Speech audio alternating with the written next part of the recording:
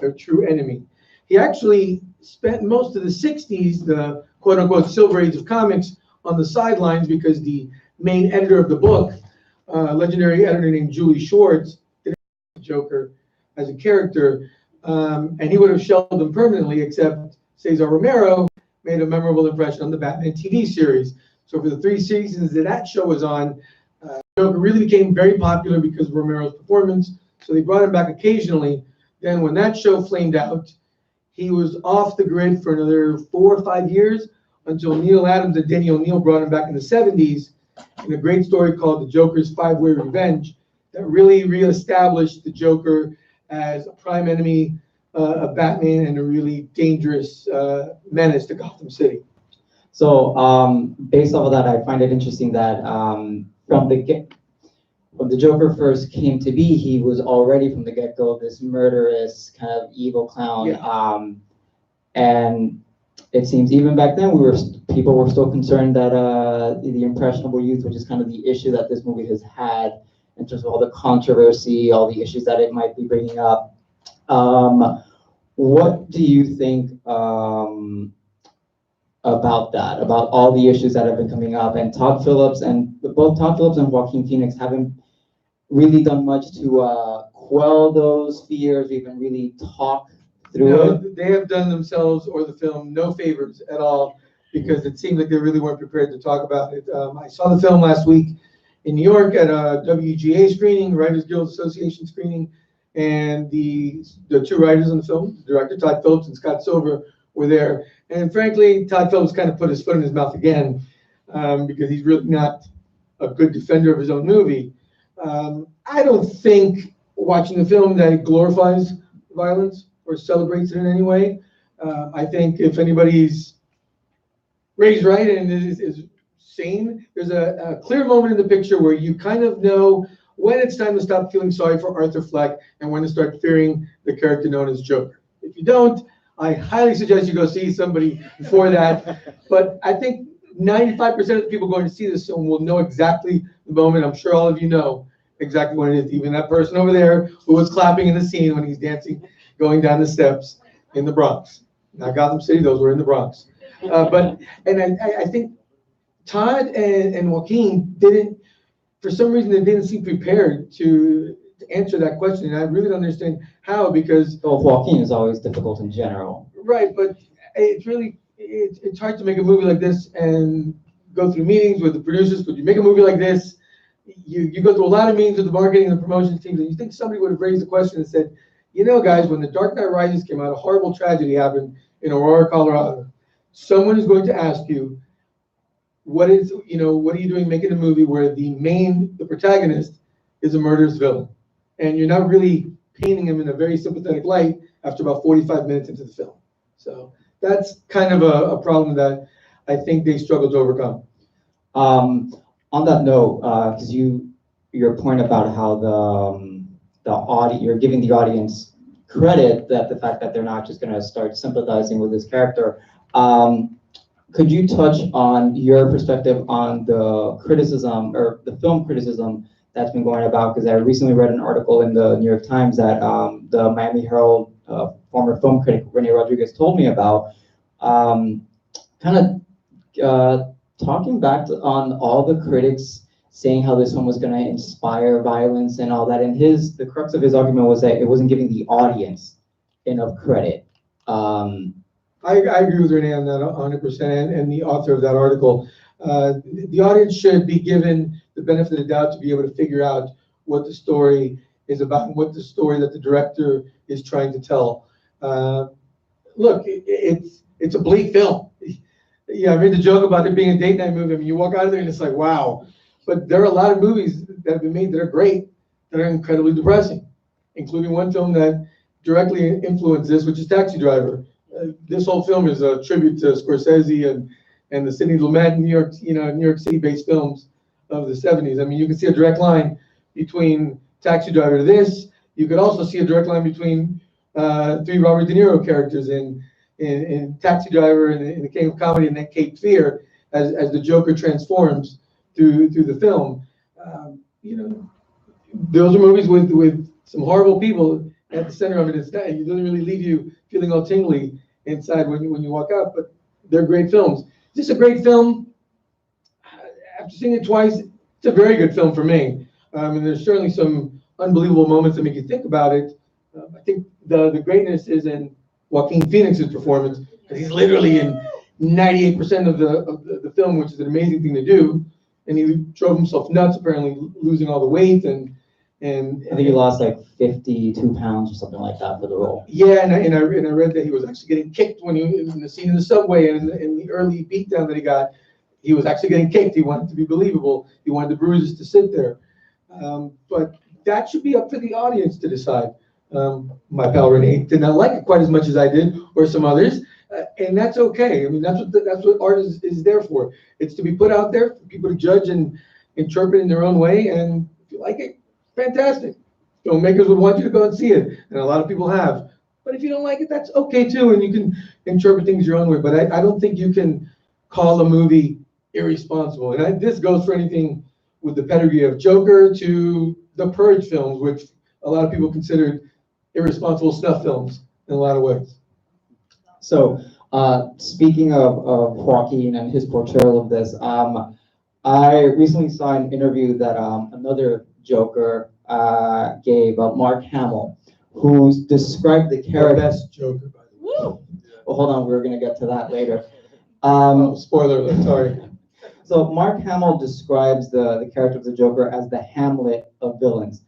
It'll be endlessly reinterpreted by actors in the future. He was specifically referring to the other voice actors who voice him, but I feel like that rings true for everybody who's portrayed him, whether voice actor in animation or, you know, flesh and blood character. So my question to you is, what is it about the Joker, this character, that makes him so malleable and relevant time after time, no matter like what decade he seems to be on screen? Well, one, let's just say that Mark Hamill, of course, is dead on as usual, because he's right. Just like the flip side to the Joker's coin, Batman is a character that can be played, you know, for eternity by different actors, and you can come up with different ways to portray him and to add different layers to it. The Joker's the same way, and that's what makes him a fascinating villain, because he, as he says in the film, life is a joke to him. It's all a big joke. He's not motivated by greed like the Penguin. He's not motivated by some perverse sense of justice like Two-Face / Harvey Dent or some of the other different villains out there in Batman's rogues galleries who have different motivations. He's insane. He's insane, and he has nothing to lose, and that's what makes him so dangerous to Batman, because what's Batman's motif? He puts the fear of God into criminals. He wants to inspire fear in the underworld, except you can't really scare a guy who has nothing to lose and who doesn't care about getting his face pummeled over and over again. Plus, he also knows that Batman has drawn a line, the only line that keeps him from becoming his most feared, his biggest nightmare, which is his most hated enemy, the Joker, because he will not kill. So the Joker knows that, so he can always push the Batman's buttons for that. That's a fascinating character to portray. If you look at all the people that have portrayed him over the years, whether it's in animation, like Mark Hamill did so wonderfully, or Cesar Romero, it was kind of a joke and a goof, but for a certain generation, that was the Joker, right? It was very consistent with how you saw him in that era. Jack Nicholson, still kind of buffoonish, but very dangerous in 1989's Batman. Then you have, of course, Heath Ledger, who comes at it from a totally different point of view. Remember, he was an agent of chaos. As Michael Caine says in the movie, some people just want to watch the world burn. And he came at it from a totally different way than anybody else did. I think you saw a very different portrayal here. I thought you saw the most dependent Joker performance on childhood trauma and scars and mental illness that you've ever seen. Although they kind of explained it in there that it wasn't quite mental illness as much as mental trauma from a horrible childhood. There's a lot you can do with a character like that. Plus, you throw in Gotham City, which is its own character, and really maybe the biggest villain in the film, if you think about it, because of the class warfare that's going on there. And there's a lot you can do there with that guy. And if you put the right writer in charge of the script, Scott Silver did a really great, underrated job with the script, and the right director, whether it's Todd Phillips, whether it's Christopher Nolan, you can really have fun with it. What would you pick out specifically about Joaquin Phoenix's performance that like really makes him stand out as this character? He was uncomfortable to watch. I mean, how many moments in there where he's laughing? I know the first time you heard it, you probably were laughing along with it, and I did too. And then when I'm watching again, I was like, oh, it's uncomfortable. And when he gets up on stage to do the stand-up, we've all been there, right, at a stand-up comedy act when we've seen somebody really bomb, and you just want to crawl under the table and hide because you're so embarrassed for the person. That's how I felt there. And when he's doing the interview on Murray Franklin's show, and he says, Murray, it's so creepy, but so understated. I mean, he does a lot of things so well and so unique in this. I mean, it's a wonderful performance. Yeah. It's a very unique performance because he's not trying to make you like him after about an hour into the film, and that's a brave acting move. I was really struck by, so with this character, the voice that all the actors give him, it is very distinct. You know, the way that Heath Ledger talks, the way he says his lines, the way that Mark Hamill says his lines, and the way Joaquin talks here. I think that's another one of those distinct aspects of the character. It's just the voice. But Joaquin in particular, one of the things that really strikes me that I'm not sure I've seen anyone else, well, specifically they haven't done this, but another element is his dancing, which I think is very, to your point, like, unsettling, and is such a, I feel like, a unique thing that he brought to the role. What do you think about that? Well, I also think the dancing was a sign of his growing confidence. After the murder on the subway, he comes out and you can see he's found his confidence, almost in a weird, psychotic way, his purpose. And you see it with each killing. When he goes home, back to the apartment, and we realize that he's been dreaming up his imaginary relationship with Zazie Beetz. He's walking taller, more stand up, more intimidating, a little bit of swagger as he's walking into the apartment building. Same thing. I think a scene that I would be using in promos for the second wave of advertising for this film that I would choose is the scene where he's leaving the subway station after he takes off the mask and he dances and makes fun of the cop getting his butt kicked there, and he turns around and walks. That's a menacing Joker. That's probably the only time in the film that I kind of saw some similarity to Heath Ledger's performance right there, because that was kind of the walk that Heath Ledger had that one moment, but it was really, really intimidating to see him leaving the subway station there.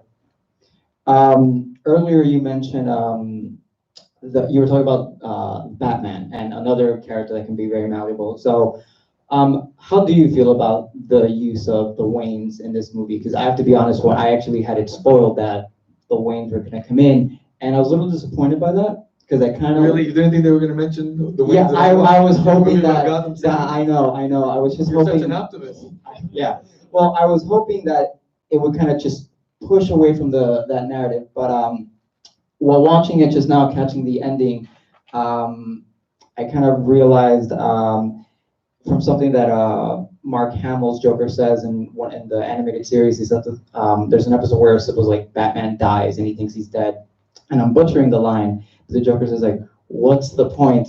Without Batman, there's no punchline to crime," and it kind of made me rethink my initial assessment, my concerns, because it seems like it really is a character that you can't have Batman without Joker in a way. It's only you can't have Joker without Batman. So how do you feel about that? Well, I have mixed feelings about it. I wasn't crazy about the portrayal of Thomas Wayne as kind of this, jackass, super rich guy who has no clue about what's going on, because one of the things that always drove Bruce Wayne to this day is trying to live up to the legacy of his parents, who were mega rich, which makes being Batman very easy when loaded, and you can build all those wonderful toys. But they've always been, that's one thing that's always been consistent through the whole Batman comics mythos, is that his parents were decent people. Thomas Wayne wanted to do better.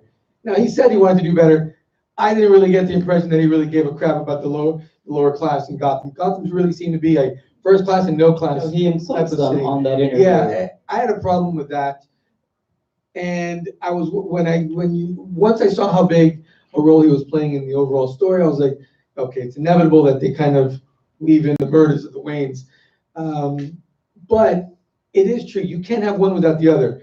And it's usually explained that Batman's arrival leads to the escalation of the criminal element that breeds the Two-Faces, the Penguins, the Riddlers, the Killer Crocs, and of course, the ultimate villain, the Joker.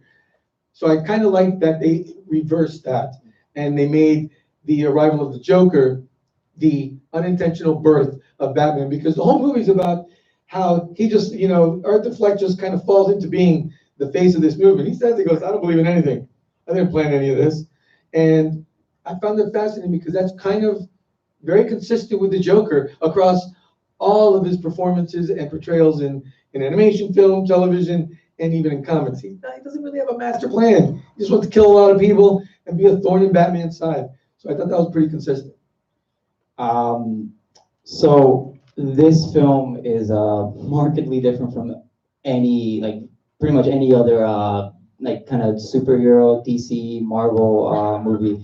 It's not the first R-rated comic book movie, but it's very, very different in tone.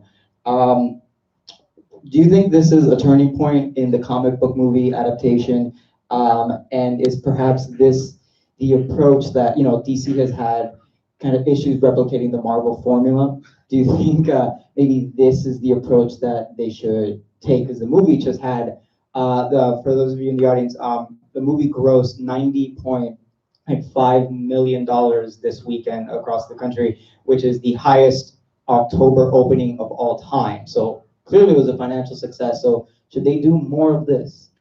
I think so. I do want to give a shout out to the movie that really paved the way for being able to pitch this and sell it to Warner Bros., which was Logan. Yeah. Because without Logan happening and being a critical and commercial success and being a completely different type of superhero comic book based movie, I don't think this happens. And I'm a huge fan of Logan, so I'll always champion that film. We played the black and white version. Very nice. I wish I would have been here for that.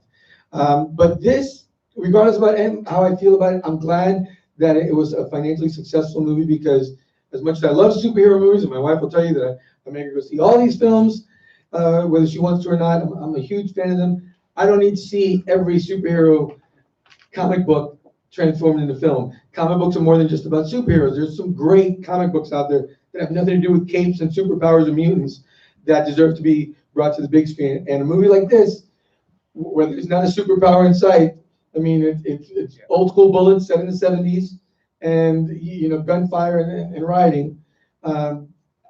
This gives me hope that a lot of great graphic novels and comics out there are going to be lined up on the runway in Hollywood to be brought to screen, because there's a lot you can do there. And now this proves that there's an audience for it. Granted, the Joker is the most well-known villain in pop culture, arguably, but it's nothing like what you've seen in other iterations. So I think hopefully Warner Brothers in particular, which has had trouble replicating the Marvel success with their DC films, between Wonder Woman, Aquaman, and now this, and Suicide Squad, which was terrible, but it did make a lot of money. It's given them the opportunity to realize that they don't need to tie everything together into one big universe. Make a good movie, figure all that stuff out later. Make a good movie, the audience will come out for it. What's one of those comics that you'd like to see on the big screen? I'd like to see a Sergeant Rock movie, because I like war movies, and Sergeant Rock is awesome. And Joe Kubert was one of the greatest artists ever, and they could adapt his books directly from the page to the screen, and it would look amazing. Okay. You hear that, Warner Brothers? That's what you got to do next. So at this moment, I'd like to open it up to the audience. We want to hear, if you have any questions for us, but we also want to hear from you guys what you thought of the film and all that. So anybody have a question? Sir? Yes. By the way, totally agreed. Mark Hamill, probably one of the most... Yeah, greatest Joker ever in any medium. Yeah. But if you're going to go with movies, Heath Ledger, I think, is still number one. Sure, but as for this, I think, of course, yeah, it's going to be controversial, right? But there are so many horror movies out there, and movies like Taxi Driver that are grotesque. And I think that's the word, right? Grotesque. I'm watching this movie and I'm really uncomfortable. And like I get to see this character unfold in a really grotesque way that's absolutely disgusting. And that was like, there was a point in the movie where I was like, shit, this is probably one of the most honest renditions of the Joker, because the Joker is this incredibly grotesque human being. And that moment when it happened, when he was on stage with Murray, and he was, it was Joaquin's kind of almost like moment of, here's what I'm going to portray. Here's something that's happening in real life. And here's people that have this problem. And it was like, there was a cross here between the Joker being grotesque and sort of like illumination that is uncomfortable for us to listen to and understand. So I just want to share that with you and see if any of that resonates with. Yeah, no, I think Todd Phillips really wanted to make you feel uncomfortable and make you kind of, make you question some of the things you do. And I think, if he would be sitting, I'm sure he sat in the screening with regular audiences at least a dozen times by now, because he's that kind of director. And I bet you he's encouraged to hear people almost cheering at some points, because I think he wants to make you uncomfortable with this. There's no way he could have made a movie like this without making that intention. Otherwise, he totally missed the mark. I definitely think if its goal was. You're talking about that moment when he's right behind the curtains and they're opening the curtains to bring him onto the stage. That's a great. Where he's almost like transforming. Yeah. Oh, it was creepy. To your point about when you're saying his dancing when he comes into his own, I think that scene also just. I mean, imagine you're on stage in front of millions of people to dance like that. You have to be confident. On that note, just because this ties in, if you want another film that makes you really uncomfortable to watch, it's actually a Joaquin Phoenix film from I think it was 2017, directed by Lynn Ramsey, called You Were Never Really Here. And I saw the film at the Sundance Film Festival, and Lynn Ramsey actually introduced it, and it popped into my head today because her introduction was something you could use for this one. She was very brief. She said she just didn't want to say anything about the film, and that enjoy isn't really what you should take as an introduction for the film, but like experience the film. So I think that speaks to your point that this is kind of a grotesque and repugnant film, but there is something worthy still about watching it. So, other questions, sir? I think it's shot beautifully. It really invokes the 70s, but I think it has an identity crisis that it doesn't know what it wants to be. I mean, the whole difference, and you tell me, I'm not telling you first, but Marvel takes place in the real world, and DC is fake world. That's not Gotham. That's New York in the 70s. You don't have a problem with that. So, I think yeah. it's separate, and I think it's trying really hard to be that. And I think it missed the mark at certain points of being more in the DC world. So just to repeat, the comment is about the film having a bit of an identity crisis, with it being supposedly set in a fictional world of Gotham, but it's very clearly like 1970s, 1980s New York, in contrast to like the Marvel films taking place in the real world. 70s New York, at its bankruptcy lowest. It's a Scorsese tribute. The film, without a doubt, and Phillips has said it. And they wanted to make a character study like they made in the 70s about a character that came out of a comic book. And I think they accomplished that. I do have to point out something. You said Marvel takes place in the real world. In a way, it's New York City. But Doctor Strange does not have the Sanctum Sanctorum in Greenwich Village. I have walked there. Trust me, it is not there. I looked for it. Although the Avengers Mansion is there, it's the Frick Museum. Okay. But I did want to point that out. Look, you're not wrong, and no one else who has a different opinion of the film is wrong either. Because I could see where people could question certain things. I think I saw it as trying to do a movie in the vein of a film about a tortured soul in a city that's the pits, that is holding certain people down, incorporating class warfare and things like that. Just happened to involve a guy who's, Batman's archenemy at its core in a very different perspective. So I won't ever say you're wrong on that. I will say you're wrong about Marvel taking place in the real world, but not in terms of the general terms of the film. So just jumping off of that point, the other day I was having a conversation with our concessionist Gio, who's sitting right here in the audience, and he was bringing up something about the setting of the film, and he was contrasting it with Nolan's Batman movies, and he pointed out how in Batman Begins, when Nolan was, the first one that he did, where did you say it was shot? It was shot in a fictional Gotham with like. So the film was set in fictional Gotham City. That felt a bit cartoony, comic booky versus the sequels. He very distinctly shoots it in Chicago and uses like Chicago as the backdrop for Gotham. So to that point, I think it's interesting, the idea of the setting being a character in itself and how you can interpret Gotham as like grungy, disgusting New York that you don't want to live in, or this version of Chicago, or this totally cartoonish world that he made in the first one. Right. So, yeah. So, Richard Mason from MovieWire. I just have a quick question regarding the whole Martin Scorsese recent comments. There was months before the pre-production of this film, there was a lot of rumors that Martin brought Todd to Warner Brothers to kind of advocate on behalf of this film getting made because they were having a hard time with funding and getting the film just kind of out to all of us. And I guess my question, in light of his recent comments, kind of going back on what he kind of pushed forward with this movie being made, he came out recently saying that comic book movies aren't cinema. So with that comment, I just wanted to get your opinion, Michael, on what your thoughts are on it and on the film itself, knowing what we all know behind him involved. Thank you for being here, by the way. Oh, wonderful. Thank you for being here. I'm happy to be here. I love talking about movies, no matter what kind they are. One, I'm going to go ahead and say Martin Scorsese can say whatever he wants about movies because he is Martin Scorsese. So you know what? His opinion matters more than most people's because he knows more about film and forgotten more about film than any of us will ever know. So you'll notice that Kevin Feige and the directors of the Marvel movies haven't really come out strongly against it because they all know that he knows more about movies than they do. He's got an opinion about it. He's a guy who isn't, this is like his first major CGI movie, that's coming out later in the year, The Irishman. And it's done for a gangster movie to make people look younger and older. So that's not his bag. I totally get it. I know a lot of people, including my friend Dan over there, who is always the one who I take to the Avengers movies and wonders, oh, but it's this Thanos guy. I can't really believe it. It's so unbelievable. Look, everyone's got their own opinions on this. I will say this, Scorsese, when this movie was first announced, there were 2 Joker projects that were happening, including one that he was going to direct. And I remember telling Renee this. I go, I will eat 2 shoes if a Scorsese Joker movie ever gets made. I'm almost half right because he didn't actually direct it, but this is a Scorsese Joker movie. One little nugget I do want to point out, though, is someone who should get a lot of credit here. If you notice in the producer credits, Bradley Cooper is a credited producer. And I remember when I saw that, I was like, a Vandy thing because him and Todd go back to the Hangover films.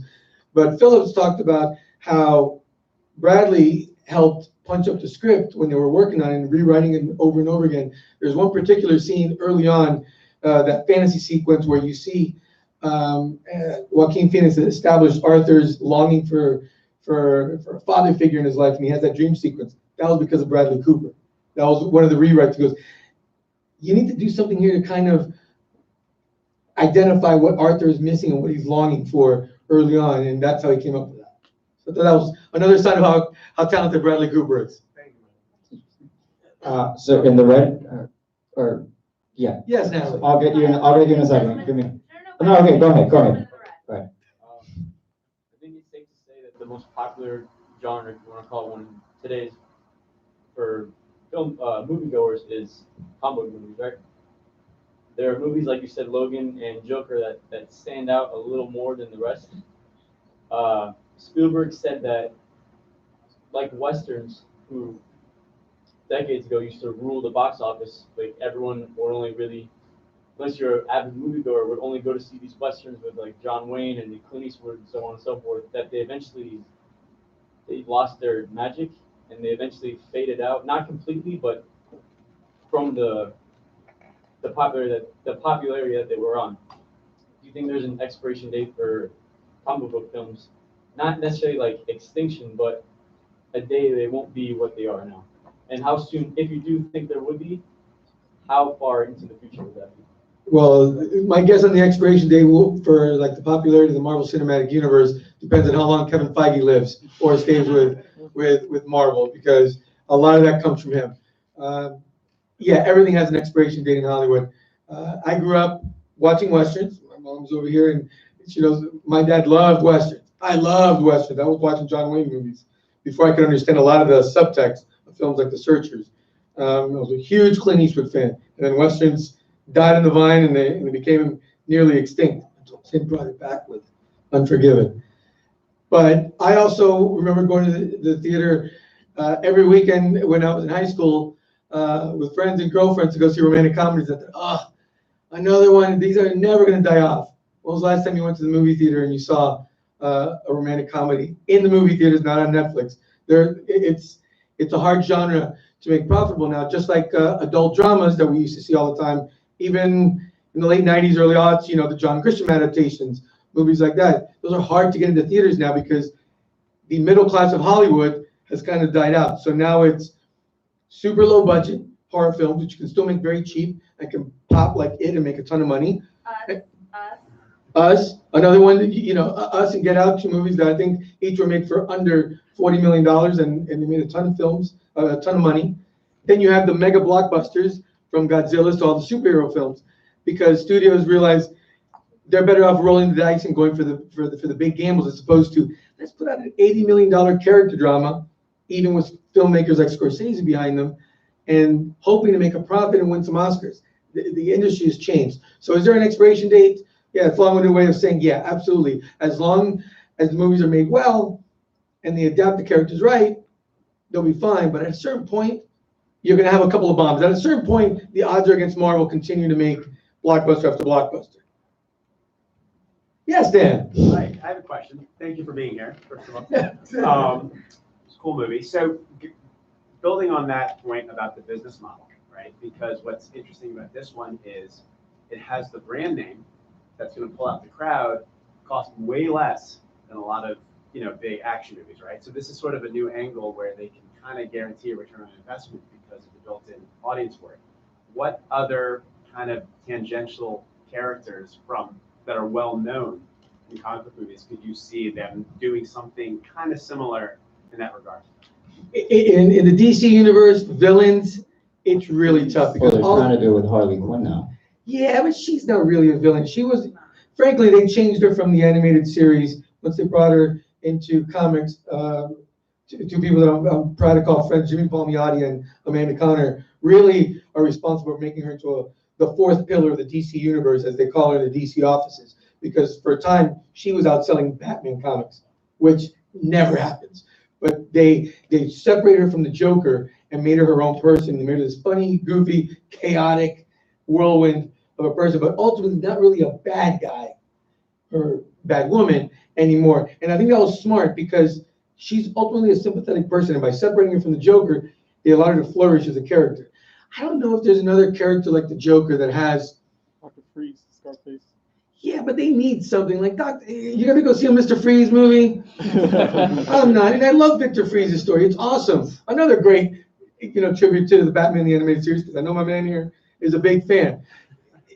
I don't think that can sustain a movie. But then people say the same thing probably about like Iron Man and those characters. But Marvel, I'll mention Marvel in a minute. But like Lex Luthor, maybe. But you kind of need a foil there because Lex Luthor. How are you going to make that guy sympathetic? The richest, smartest guy in the world who's also just a scumbag. Good luck making that into a Lex Luthor solo blockbuster film.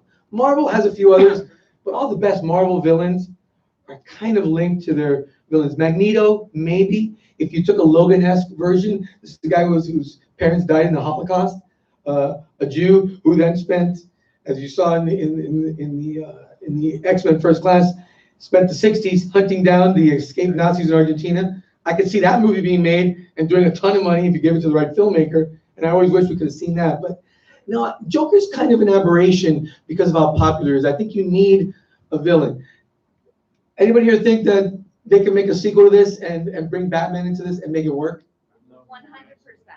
100%. That brings us to her question. Natalie, what's your question? Okay, so for me, who grew up loving Batman and loving Bruce Wayne and loving the origin stories of all of these DC characters, this was something that I didn't know. So we knew that somehow Thomas Wayne and his wife and Bruce Wayne's story was inextricably linked to the Joker because they had history. But what did you think of this being that? So someone who was inspired by the Joker being the murderer who killed, not for greed, who killed Thomas Wayne and his wife, because we always thought when he ripped the pearls off, right, at least I did, when I watched Batman, we always thought it was for greed, that they killed his parents for money, or because they were these, tremendous philanthropists. And so I don't know how to, I guess, say this, but what did you think of how they linked? Of tying them together? Yeah, like Thomas Wayne, like, so someone who was inspired by the Joker, then what was the person who killed Thomas Wayne and his wife, like the beginning of Batman? I think it was a good symbiosis because they are so closely linked. The comic book nerd side of my brain is like, no, this isn't how it happened. It was a random dude, Joe Chill. Could that guy have been Joe Chill? Yeah, but he wasn't inspired by the Joker in the comics because Joker didn't exist. In the comics, the Joker always came after. Batman inspired the Joker. I'm okay, though, with this being outside of that world. And I've always been okay with films and television shows based on comics taking some wild liberties with the source material. Because, honestly, if I ever want to read the definitive Batman story, I'll pick up the comic. It's always going to be better than the comics because they got an unlimited budget and the ideas came from there. So I like the fact that this is vastly different because I think that'll be something that extends the shelf life of comic book movies. Is people saying, you know what, we've all seen the pearls flying. I would have been okay if the pearls wouldn't have gone flying. They've been ripping that off of Frank Miller for 30 years. I'm kind of done with the pearls flying. But Watchmen is coming out on HBO. That just takes place in that universe. It's nothing. It's going to have nothing to do with the exploding whale from the comic book series or anything like that. But it's set in that world, and that's okay because that's a world ready to be mined for other stories. That Gotham City, I am here for it. If they want to keep coming up with better stories. I'm here for that too. Do I want to see it with a Batman? I'm not sure that's going to work. But I've always said the next here's one. Then here's one that could work as a great film or even a gritty TV show. Gotham Central, a show about the cops in Gotham City going after the criminal element there. That could work. It was a great comic book series about this. My buddy Mark Bernardin has always advocated for somebody making a TV show about it. In that world, that show would kill. You, sir. We've seen Hollywood attempt stuff like this with Hannibal before. Do you think this is the dawn of the supervillain movie? It all depends on how brave the studio executive who greenlights it is and how good the script is. I'm guessing that script was great when they turned it in, plus the pedigree of the folks. Todd Phillips has a lot of juice with Warner Brothers, enough that they used the 1970s old school logo at the beginning. I thought that was a nice touch. I think so too. It depends. Like I said, I was struggling to think of supervillains that could hold their own film without being tied to something else. You need a filmmaker with the confidence and the juice in boardroom to be able to say, yeah, we're not going to tie this into the Robert Pattinson Batman films. It's got to be its own standalone. That's a big risk. These movies, even this one, cost $60-70 million. It's not cheap, and you want to have a return on investment. This one blew up, and it seems like it's going to be a big hit. That's a big gamble to do. I just don't see more than 3 or 4 supervillains being able to carry their own film. Piggybacking off of that, the whole being able to tell different stories and the shelf life of comics and stuff like that. I know another movie that was controversial about the choices that were made about Batman was Batman vs Superman. About him, branding. You probably didn't want me to bring this up. I wish you wouldn't have. But how do you feel about getting a Batman that branded criminals who were to be shanked in jail? That wasn't Batman. Nothing against Ben Affleck. I thought he was a really compelling Bruce Wayne, and I loved the Bruce Wayne parts of Batman v Superman. And I sat through the extended cut. You know what? It doesn't make it any better. Zack Snyder, filmmaker that I kind of like a lot, and I've had the pleasure of talking with him. He's a really nice guy, and he knows comics inside out. He has absolutely no idea what Batman or Superman are about, and that film kind of showed it. It wasn't a good portrayal of it. I mean, when you have Batman doing that and shooting bullets and guns, that's not the character. Now, again, I am not a diehard, Batman stan who says you got to do it exactly like this. But that wasn't Batman. Sure. wasn't Batman. I mean, I frankly thought he did Superman a bigger disjustice because he made Pa Kent one of the great father figures in comics a loser. He wanted to leave a bus full of kids.